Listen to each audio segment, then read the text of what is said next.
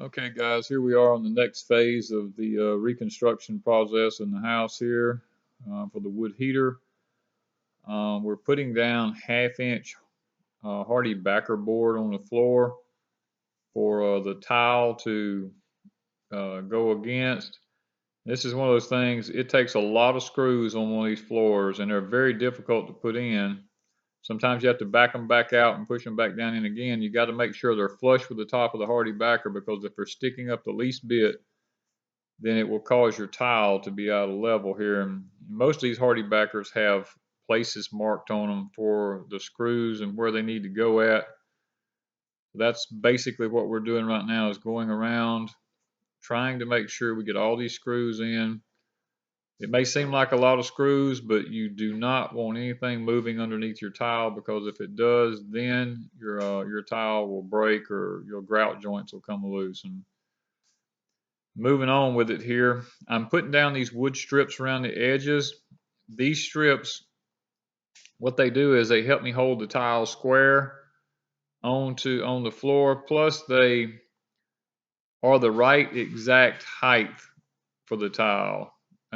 As you see, I'm gonna lay a piece of tile here in the corner, and how it fits good and square, and it's flush with the top. This is so that when I lay my tile, I'll I'll have something to put it against, and it makes it really easy to lay a tile floor that way. Now, the next thing you'll see me here is I'm installing the thin set mortar on the hardy backer board, and we're going with the 16th inch wide grout line, because I don't like the big wide grout lines in tile floors.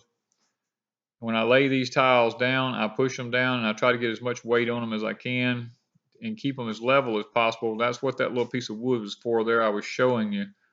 It lets me know when I've got this tile flush, and when it's actually going to see how I'm rubbing my hand down it, making sure that everything is good and smooth on it now.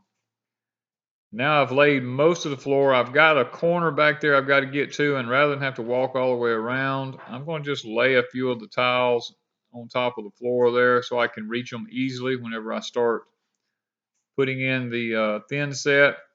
It makes it a lot easier if you go ahead and stack your tiles up ahead of time. And these are porcelain tile that we're installing here because they're going under a wood heater. We wanted to make sure we got porcelain for this particular part of the project.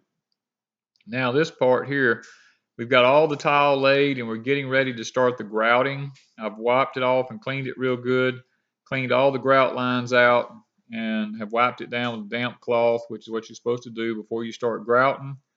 And we've done the grouting now, and that's what we're finishing up the grouting here. Now you take a damp sponge and you go over it, and this process may have to be done 3, 4, 5 times in order to get this floor as clean as you need to get it. Because it'll leave a white chalky film on each time, and you want to always be washing your sponge out constantly. But this is where you create the nice grout joints and get everything smoothed up where it looks really nice. At this point here, that the grout is all dried, we're going back with the drill motor and we're taking up those trim pieces, because what this trim piece done is created a crisp edge for me to be able to put the trim down around this flooring. As you'll see here, when I pull this thing up, it creates a nice good edge around the edge of the tile there, so that when we put our trim down, it just makes it a lot simpler. This is a little trick I learned laying tile years ago, and I've done it ever since. It just seems to work real good. Makes it just so much simpler to install your trim work. It makes your trim look really nice. You can feel run your hand down the edge. There's a good edge there.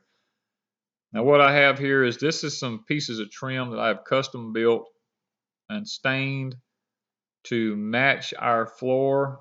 And what I'm doing is kind of test fitting it there, kind of getting an idea about what it's going to look like, because what you have to do in order to get that angle right, make sure it's a true 45, is I lay them across one another and I'll mark them. And that way I know when I put my 45-degree angle on it, if it is a true 45. Now I'm laying it in there to kind of see what it kind of looks like. This right here is a piece of wood that it was a 1x6, just a piece of red oak that come off of the property.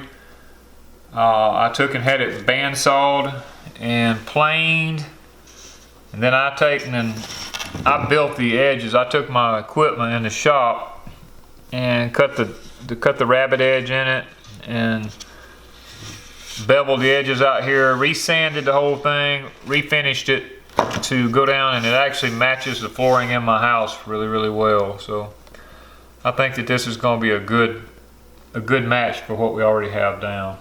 Because you have to see here when we laid the tile, and I got to clean all this up, but we laid the tile is a lot higher than this floor is. So I had to have a transition piece from this to this, and I didn't want a real narrow piece where it climbed up on it real sharp. So I took and built this piece in the shop out of lumber that I had to actually go in there, and then this is to fit down in that groove and to make a good smooth long transition, so it's not so easy to stump your foot on the edge of it whenever you come in and out of the around the heater that we're going to be installing here. At this point, I've started cutting the 45-degree angle on it and laying it down in there, just seeing how it's going to fit. We've got them all cut now. They all fit good, so we've decided to, after checking them over and over and over, to go ahead and take the finish nailer and start nailing them down in. I'm taking my time, making sure that it's all, down where it needs to be at, because this is the finished product right here. And if this is the point where you can actually mess something up after you've worked on it for so long and so hard, so I'm just kind of taking my time as I go around this thing, making sure that it's pushed down everywhere. We're putting in the right amount of finish nails under it. And I did not put any glue underneath this because, I've